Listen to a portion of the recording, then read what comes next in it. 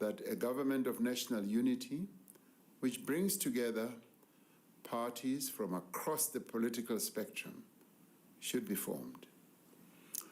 This government of national unity would be bound by certain fundamental principles and would undertake a basic minimum of program of priorities that affect the lives of the people of South Africa. Following discussions over the course of the last few weeks, a total of 11 parties have elected to work together in government as well as in parliament. These are the African National Congress, the Democratic Alliance, the Patriotic Alliance, the Inkatha Freedom Party, Good Party, Pan-Africanist Congress of Azania, Freedom Front Plus, United Democratic Movement, Al-Jamaa, Rise Mzansi, and the United African Transformation.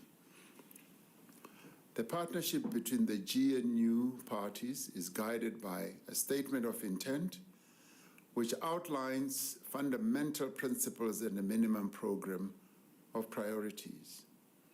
All the parties have made a commitment in writing to respect the Constitution and to promote accountable and transparent governance, evidence-based policies, and decision-making, the professionalization of our public service based on integrity and good governance. The incoming government will prioritize rapid, inclusive, and sustainable economic growth and the creation of a more just society by tackling poverty and inequality, as well as unemployment. The establishment of the Government of National Unity in its current form is unprecedented in the history of our democracy. We have had to consider how to form a new government in a manner that advances the national interest, that also gives due consideration to the outcome of the election and that makes use of the respective capabilities within each of the parties represented. We have had to consider not only the immediate needs of the country, but the needs of all our people. We have also had to consider the stability, effectiveness, and the durability of the government that we are establishing.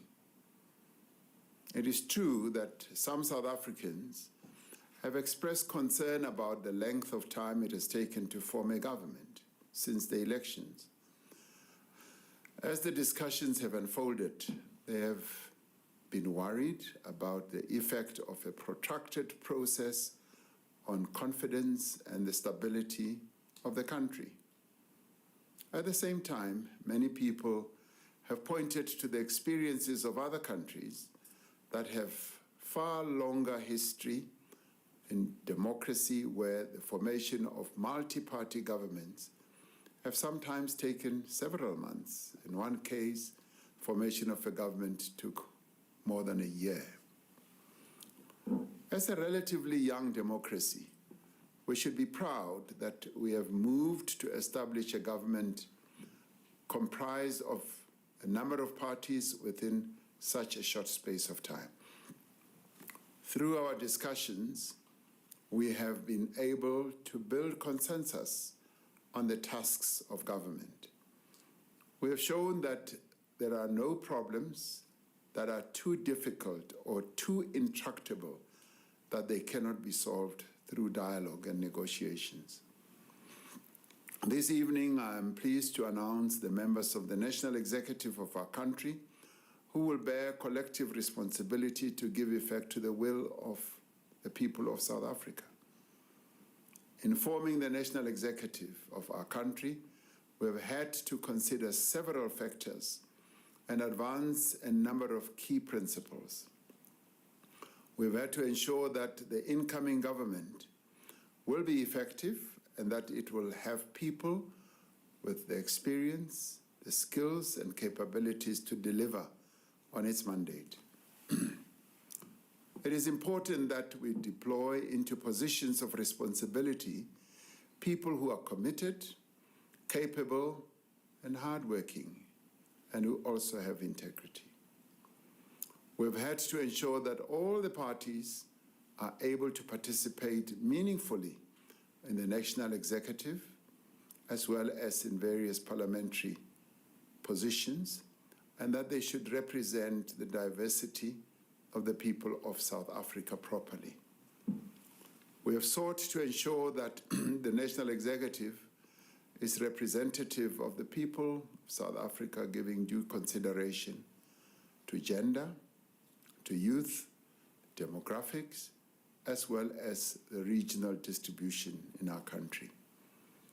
We want South Africans to see themselves reflected not only in the composition of government, but also in the policies and the programs of our government. Given the challenges that our country faces today, and considering the electoral mandate this government must implement, and I mean that we must work hard to ensure that we achieve all the goals that we have set out. And with due regard to this, I've decided to make a number of changes in the government's portfolios. In the course of the 6th administration, I indicated my intention to reduce the number of portfolios in the national executive. However, due to the need to ensure that the national executive is inclusive of all the parties that are part of the government of national unity, this has not been possible. In some instances, we've had to consider it necessary to separate certain portfolios to ensure that there is sufficient focus on key issues. The ministries of electricity and energy will now be merged. There will be a separate Ministry of Minerals and Petroleum Resources. The Ministry of Agriculture will be separated from the Ministry of Land, Reform and Rural Development. Ministry of Higher Education will be separated from the Ministry of Science, Technology and Innovation. The Ministry of Justice and Constitutional Development will be separated from the Ministry of Correctional Services. There will no longer be a Ministry of Public Enterprises. The coordination of the relevant public enterprises will be located in the presidency during the process of implementing a new shareholder model. However, various key institutions will be reporting to the various ministries for policy matters. The following appointments to the executive will therefore be made. The Deputy President is Paul Mashatile. The Minister of Agriculture is John Steenhuisen. The Deputy Minister of Agriculture is Rosemary Nokuzola Kapa. Minister of Land Reform and Rural Development is Mzwanele Nyoncho. Deputy Minister of Land Reform and Rural Development is Chupu Stanley Matabata. Minister of Basic Education is Siviwe Kwahube. Deputy Minister of Basic Education is Regina Mahaule. Minister of Communications and Digital Technologies is Soli Malati. Deputy Minister of Communications and Digital Technologies is Mondli Gungubele. Minister of Cooperative Governance and Traditional Affairs is Velinkosi Tlabisa.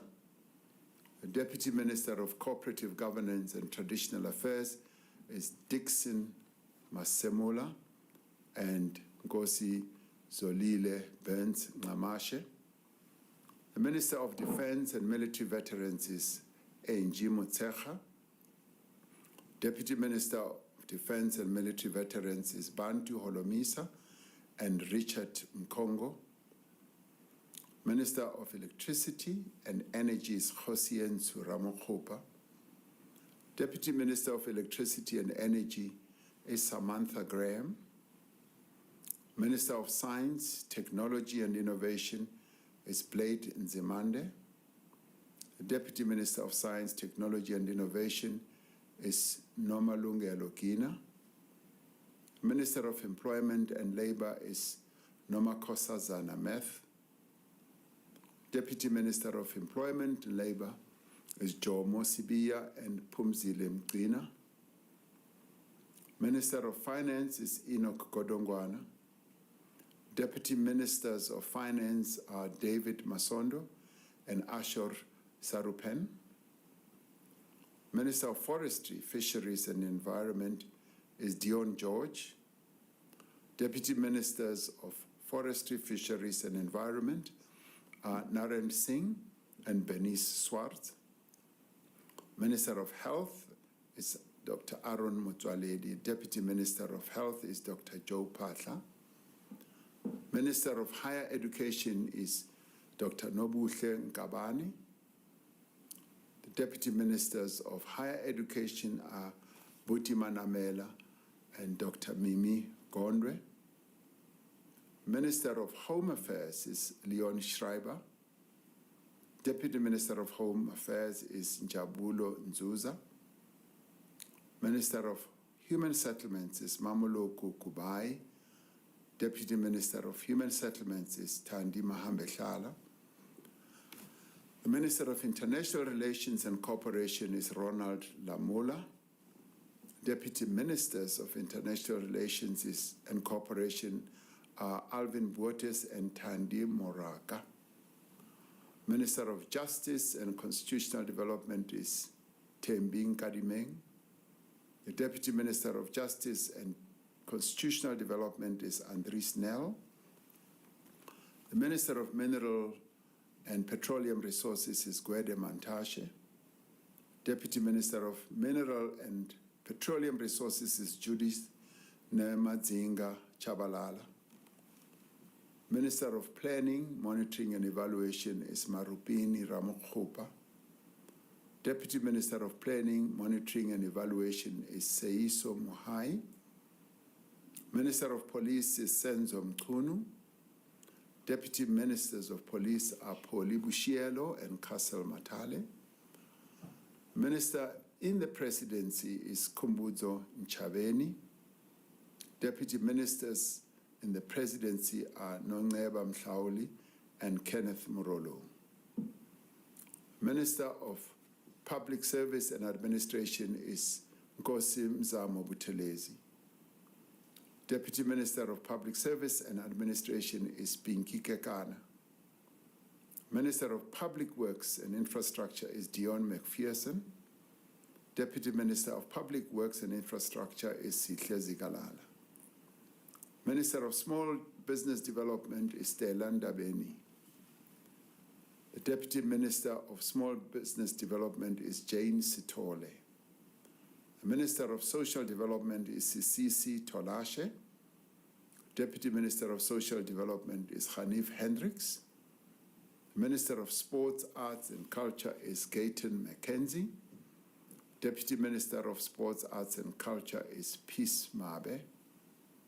Minister of Tourism is Patricia DeLille. Deputy Minister of Tourism is Maggie Sochu. Minister of Trade and Industry and Competition is Pax Dao. The Deputy Ministers of Trade, Industry and Competition are Zuko Godlimpi and Andrew Whitfield. Minister of Transport is Barbara Creasy. Deputy Minister of Transport is Mkhuleko Hlengwa. Minister of Water and Sanitation is Phemima Jodina. Deputy Ministers of Water and Sanitation is David Mahlobo and Isaac Siakholo. Minister of Women, Youth and Persons with Disabilities is Sindisiwe Chikunga. Deputy Minister of Women, Youth and Persons with Disabilities is Mapaseka Steve Litzike. Minister of Correctional Services is Peter Groenewald. Dr. Peter Groenewald. Deputy Minister of Correctional Services is Lindiwe Njali Njali. These men and women that we have appointed to the executive are drawn from all corners of our country. They reflect the diversity of our nation.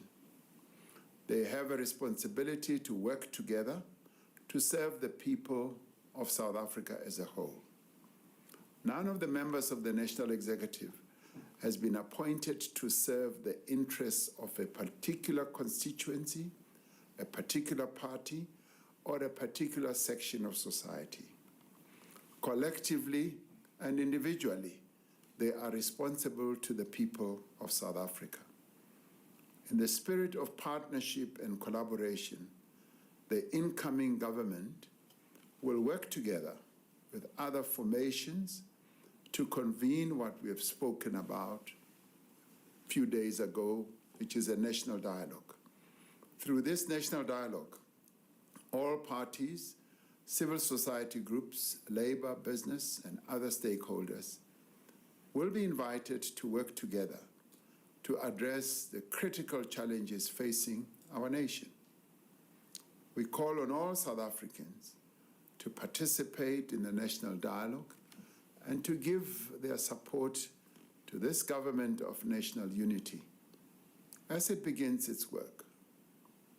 As the leaders of political parties, as ministers and deputy ministers, as public representatives, we understand and accept the responsibility that we bear.